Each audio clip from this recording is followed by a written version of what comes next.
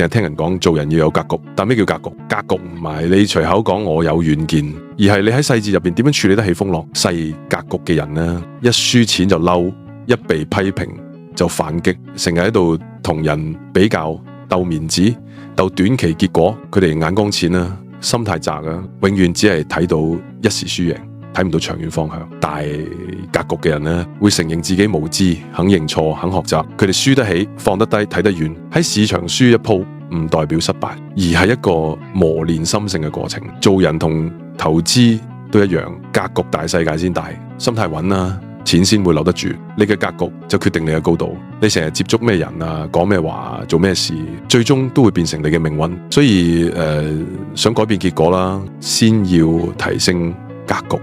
唔好再活喺情緒同比較入邊，學識冷靜睇勢，理性決策。如果你想提升思維啊，擴闊格局啦，記得 like 同 subscribe。下一集我哋繼續講。我係 New Type 員阿龍。